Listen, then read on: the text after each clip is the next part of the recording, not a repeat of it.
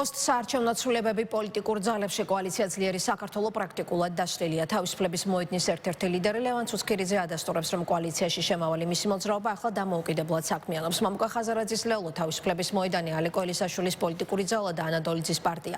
სწორედ ამ 4 ძალისგან შედგებოდა საპარლამენტო არჩევნების ინფორმირებული კოალიცია, რომელმაც საპარლამენტო მანდატებზე უარი თქვა და სხვა ოპოზიციური აქტორების მსგავსად ახალი საპარლამენტო არჩევნების დანიშვნის მოთხოვნით დაწყებულ საპროტესტო აქციებს შეუერთდა.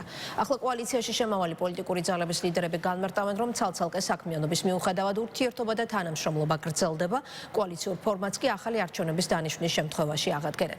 გავრცელებული ინფორმაციით ცვლილებებია ერთიანობა ნაციონალურ მოძრაობაშიც. ლელოს ირგვლივ 4 პოლიტიკური სუბიექტისგან შემდგარი გაერთიანების ისტორიას და სახელწოდებას ამიერიდან საარჩევნო ბანერები თუ ვიდეო რგოლები შემოინახავს. ძლიერი საქართველო, ლელო ხალხისთვის, თავისუფლებისთვის. ასე ერქვა პოლიტიკურ პლატფორმას, სადაც ყოფილმა ბანკირებმა წარსულში დაპირისპირებული ფიგურები შემოიკრიბეს იმ საპარლამენტო არჩევნების წინ, რომელსაც საზოგადოება გადამწყვეტს უწოდებდა. პირველი კომენტარი პრაქტიკულად დაშლილი ძალების ლიდერებმა მოამბესთან გააკეთეს და რომ ხაზარაძე ჯაფარიძე, ალეკო ელისაშვილი, ანა დოლიძე და ლევან ცუცქირიძე პარტნიორულ კომუნიკაციას ინარჩუნებენ იმ შემთხვევისთვის, თუ დღის წესრიგში არჩევნების ჩატარების საკითხი დადგება.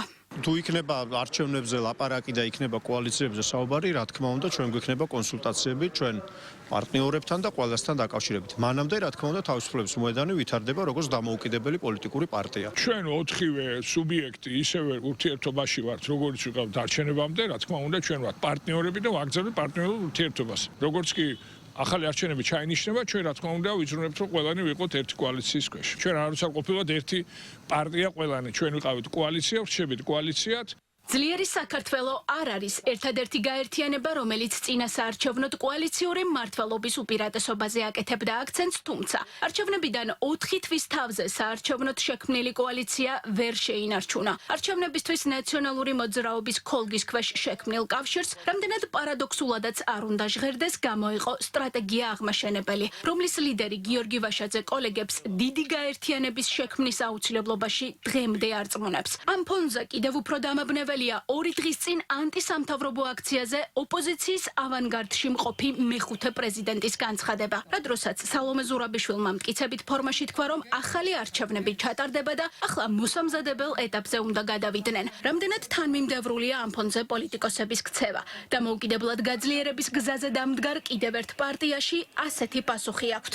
ჩვენ როცა ერთიანობაზე ვლაპარაკობთ, რომ მარტო ჩვენი კოალიციის შიგნით კი არა, კიდე სხვა პარტიების ერთიანობა უნდა იყოს და ეს ხელს არ უშლის ამას ნამდვილად. იმიტომ რომ როცა ვაკეთებ განცხადებას, ეს არის სტრატეგია მემაშენების განცხადება, როცა ნაციონალური მოძრაობა აკეთებს, ხშირად ერთობლივადაც ვაკეთებთ, მაგრამ ეს უბრალოდ იმისთვის არის, რომ პარტიები კი არ გაქრა კოალიციის გამო.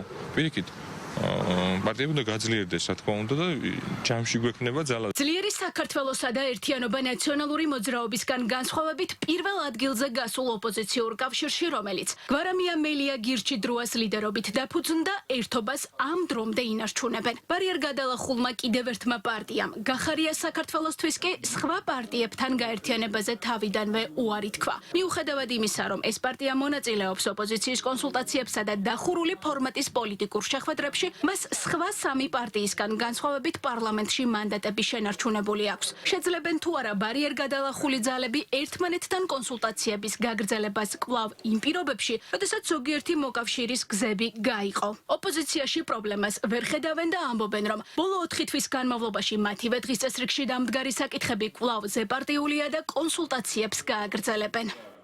იმ საერთო მიზანში, რომელიც სრულიად საქართველოს აქვს ახალი არჩევნების დანიშვნასთან დაკავშირებით, ისევე როგორც პოლიტიკური პარტიების გათავისუფლებასთან, რაც არის საუკეთესო გზა კრიზისის დასაძლევად და ამ საკითხებში არის რა თქმა უნდა ერთიანობა და ეს არის ზეპარტიული საკითხი. სხვა დანარჩენი ამ შემთხვევაში ბუნებრივია, რომ ესეც არის ნორმალური, მაგრამ ყველაზე მნიშვნელოვანი არის ის, რომ კოორდინაცია გვაქვს. ოპოზიციას წინა საარჩევნოდ გაერთიანებების შექმნისკენ ახალმა საარჩევნო კანონმდებლობამ უბიძგა, რომლის მიხედვით პარლამენტში მოსახვედრად სავალდებულოა მინიმუმ 5%-იანი ბარიერის გადალახვა. პარლამენტში 4 ოპოზიციური სუბიექტი მოხვდა, მაგრამ შედეგები ყველა მათგანმა გაყალბებულად მიიჩნია და პროტესტის ნიშნად პარლამენტში მუშაობაზე უარი თქვეს. ქართულ ოცნებაში მის ოპონენტებს დესტრუქციულ ძალას და კოლექტიურ ნაციონალურ მოძრაობას უწოდებენ. ამბობენ, რომ ოპოზიცია გადაწყვეტილებებს დღემდე ქვეყნის გარედან მიღებული დავალებების შესაბამისად იღებს. ისინი ხოლმე საკუთარ გადაწყვეტილებებში დამოუკიდებელნი არ არიან.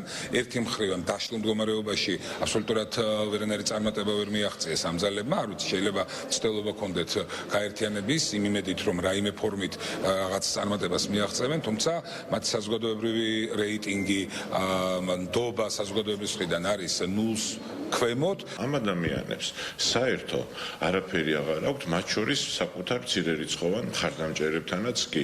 ამიტომ გასაგებია არის, რომ ჩვენ ვუყურებთ ახლა იმ პროცესს, როდესაც რადიკალური ოპოზიცია დგას გაარაფრების გზაზე და მათგან ნამდვილად ძალიან ცოტა ხანში არაფერი აღარ დარჩა. ქვეყნისთვის არის დამაზიანებელი ის, რომ არ არსებობს საქართველოში ოპოზიცია. ეს არის გაერთიანება ადამიანებისა, რომლებიც გარკვეული ინტერესების საფუძველზე უტევენ საკუთარ ქვეყანას და ეს არ არის ოპონირება. ოპონირება შეიძლება ყველა თემაზე. მედია თავისუფლების, ეკონომიკის, განათლების, სოფლის მეურნეობის ნებისმიერ თემაზე ესეთი რამ არ გაგვიგია. უკვე წლების მანძილზე ჩვენ ოპოზიციის გარეშე ვარსებობ. გახდა თუ არა მართლაც დამოუკიდებლობის გაძლიერება ოპოზიციური გადაჯგუფების რეალური მოტივი თუ საფუძვლად დაედო სხვა უცნობი მიზეზი.